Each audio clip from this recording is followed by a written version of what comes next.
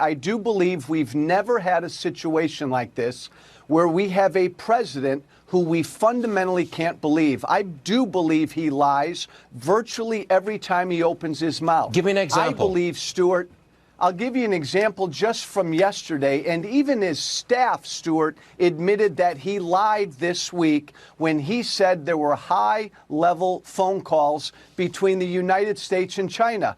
Trump said that repeatedly. His staff came out yesterday and admitted that the President of the United States lied to the world to manipulate the markets. No, I have a problem with that. They did. That's not a lie. Let's not get technical. That's not a lie. No, it's not a lie. If the man says, and he did, that high-level talks had been held with China, that is not a lie. They were held with China. Stuart, he said there were high-level phone calls with Chinese officials. His staff admitted that was not true, that he lied in order to manipulate the market. Okay, give me another one. Give me another one. That doesn't work. He said that hey, Stuart, really, you don't believe that that's a lie? No, I don't. You don't? And I really object to you saying to me, and you know it is, Stuart. I do not know it is. And please don't bring me into your nonsense. Stuart, do you believe this president lies? No. You don't believe he's ever lied? He exaggerates and spins. Okay, do you believe he's ever told the American people a lie? No. Okay.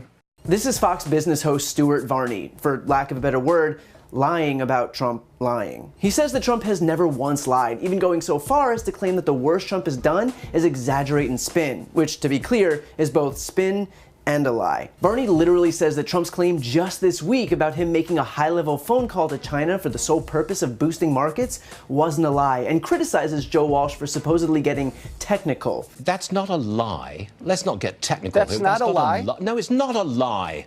And okay, it technically might not have happened, but it also literally never happened. China said that it never happened, and Trump's own aides admitted it never happened. Literally both sides involved have already acknowledged it's not true, and yet Varney remains resolute in his defense of Trump, digging in his heels and vowing that the president has never lied. The same guy who said he knew nothing of the Stormy Daniels hush money payouts while he was literally signing the checks. The same guy who said that the Trump organization had absolutely nothing to do with Russia while it was working toward building a Trump Tower Moscow. The same guy who said that the China tariffs are making America rich at the same time that uncertainty over the trade war was pushing us closer to a recession. The same guy who said that he's building miles and miles of new wall when not one single foot of new barrier has been constructed. The same guy who said that the Republicans, not the Democrats, support protecting coverage for pre-existing conditions. And look, I can go on, but that would indicate that Varney is speaking in good faith, and he's clearly not. Varney obviously has an agenda, likely for a number of reasons. First, he's performing for an audience of one.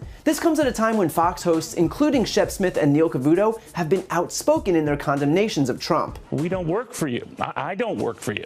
My job is to cover you, not fawn over you or rip you, just report on you, to call balls and strikes on you. My job, Mr. President, our job here is to keep the scores, not settle scores. It is called being fair and balanced, Mr. President, yet it is fair to say you're not a fan when that balance includes stuff you don't like to hear or facts you don't like to have questioned. And just moments ago, the president tweeted that the report is, as he put it, fake news. But the president also said in the tweet that the wall is going up rapidly. It is not.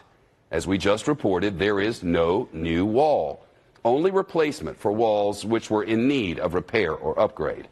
Those are the facts.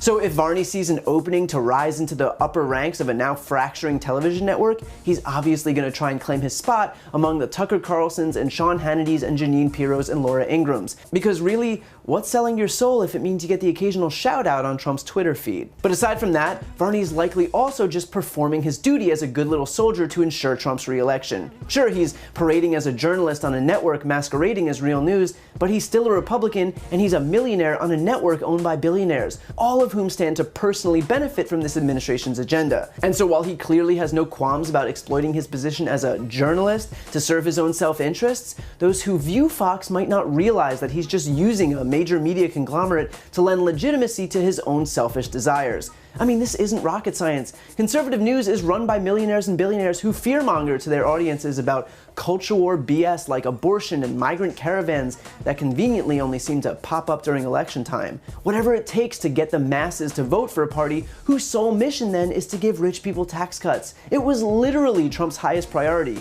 The guy who ran on a platform of populism, a tax cut for corporations and the ultra-rich that has since exploded our deficit. And Varney is absolutely no different. So if that means he has to twist himself into a pretzel to pretend that Trump's blatant lies aren't lies, that they're merely innocent exaggerations or harmless spin, then so be it. Because like Trump himself, Stuart Varney and the rest of his sycophants on Fox News will say whatever is necessary to protect Trump so he can continue to do their bidding.